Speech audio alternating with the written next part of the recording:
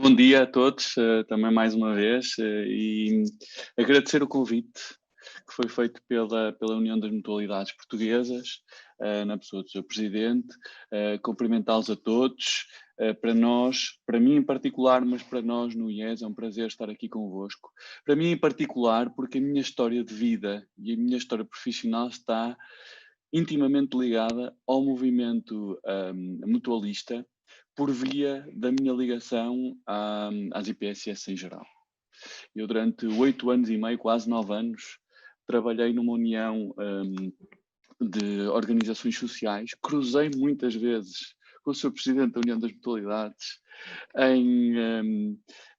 em comissões distritais de acompanhamento dos acordos de cooperação, e nunca mais me vou esquecer dessas reuniões e das difíceis batalhas que travamos em conjunto nessa altura. Mas hoje, noutras funções e noutra organização, não deixo de transportar comigo esta bandeira de que o Filipe falava, da bandeira dos princípios do setor social, tudo aquilo que me ensinou e tudo aquilo que eu acho que deve ser transversalizado à organização económica em geral. Eu acho que há várias coisas sobre o movimento mutualista que devem ser preservados, e muito daquilo que eu tinha para dizer o Filipe já disse. Portanto, a minha intervenção vai ser muito mais curta, tentativamente. Mas eu acho que o movimento mutualista garante uma coisa que é fundamental, que é, e nós falávamos disso na altura, inclusivamente, em que houve o desafio técnico que experimentamos com a intervenção da Sra. Ministra, que tem a ver com a partilha do conhecimento. Eu acredito que a privatização do conhecimento muitas vezes trava o desenvolvimento das sociedades e, portanto, o mutualismo tem este princípio intrínseco de que o conhecimento é um bem comum, é um bem público e, portanto, deve ser partilhado porque gera também ele um nome da trajetória do conhecimento. E, portanto, isto é fundamental ser preservado, porque garante que nós influenciamos muito mais rápido trajetos de inovação, por exemplo, organização da sociedade. Portanto, o que é que eu quero dizer com isto? Que as mutualidades, o movimento das mutualidades, o setor social em Portugal tem um papel fundamental na geração de mais conhecimento e, por essa via, transformação da sociedade. A segunda coisa que eu acho é que o mutualismo é uma forma de organização económica. E nós falamos aqui já de dois exemplos. O exemplo que esteve na origem do Estado de Previdência, conhecemos hoje, mas há uma organização económica que nasce com o mutualismo, que tem a ver com a mistura de riscos. E a mistura de riscos é uma dimensão muito importante para pessoas que estão em situação de fragilidade, porque estão já expostas ao risco. Ou seja, qual é a probabilidade de uma pessoa ser pobre, sendo pobre? É de 100%, e não há nenhuma seguradora privada que consiga proteger um risco destes, não há. E o que o mutualismo faz é misturar os riscos de toda a gente e garantir que todos são cobertos, independentemente da sua exposição. Isto é uma forma de organização económica e é viável. Portanto, é economicamente viável e foi o mutualismo que nos mostrou que isto era possível. A terceira coisa é que, por causa destas experiências, nós hoje temos um pilar estruturante da nossa sociedade que é um estado de bem-estar.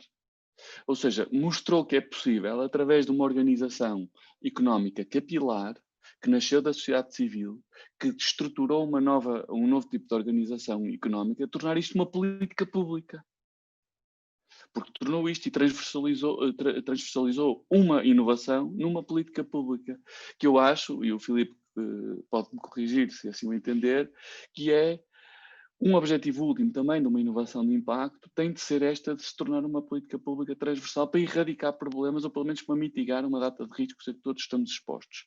Portanto, isto são coisas, são vitórias e são legados do movimento mutualista. Todos temos de estar agradecidos, temos de valorizar e, sobretudo, temos de garantir que isto é transmitido, como bem dizia o Filipe, a muitas outras áreas.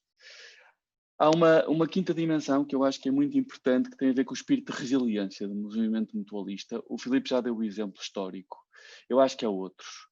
E sei qual é a origem, ou pelo menos tenho, Quer dizer, a minha intuição diz-me qual é a origem desta resiliência do movimento mutualista, que tem a ver com o foco que o movimento mutualista tem. O movimento mutualista tem um foco específico, que é na resolução de problemas da sociedade, na abrangência dos seus serviços, e por isso é que transformou isto num novo modelo económico.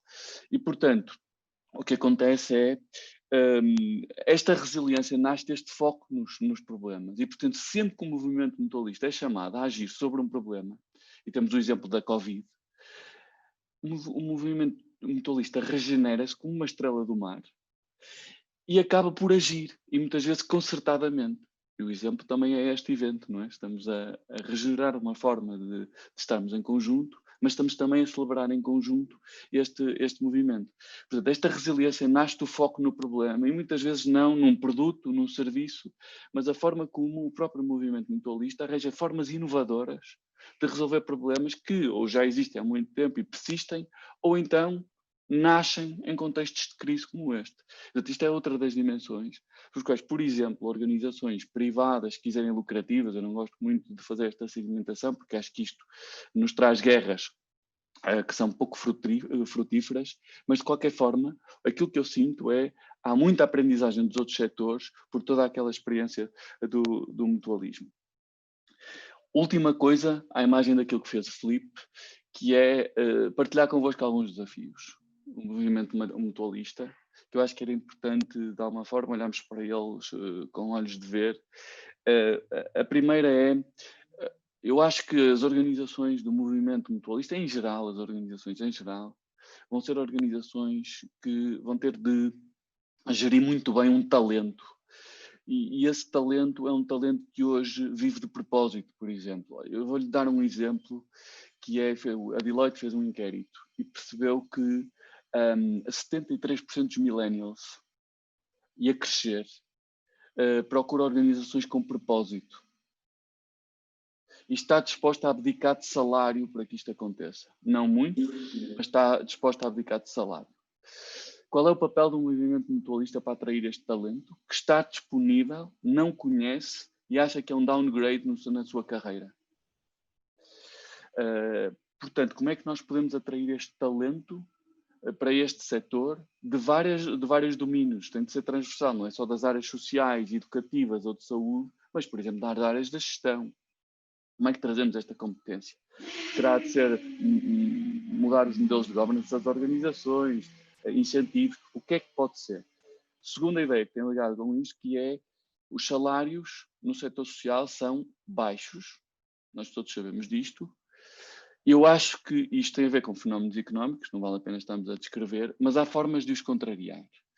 E o que eu acredito é medir o impacto daquilo que nós fazemos e monetizarmos este impacto, atribuirmos valor financeiro a este impacto, permite aumentarmos a nossa performance económica enquanto organizações, assentes em modelos alternativos, e por isso ter reflexos na produtividade, que é grande, que as pessoas trabalham imenso, mas a produtividade não evolui com a intensidade do trabalho, porque depois não é monetizada.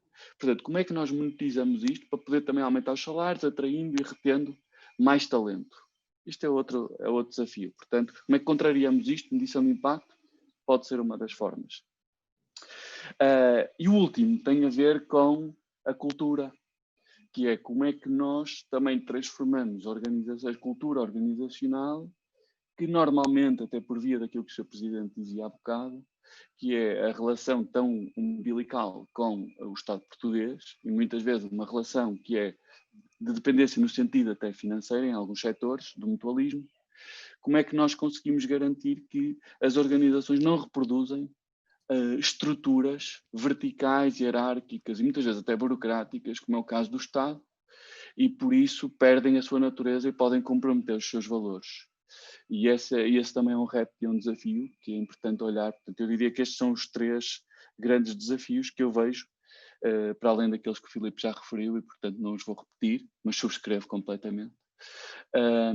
E é estes os desafios e a mensagem que vos trazia, e mais uma vez felicitar o movimento do mutualismo em Portugal por estes anos de serviço e de serviço público e de produção de bens e serviços que de outra forma nunca chegariam a quem mais precisa. Por isso, da nossa parte, muito, muito obrigado.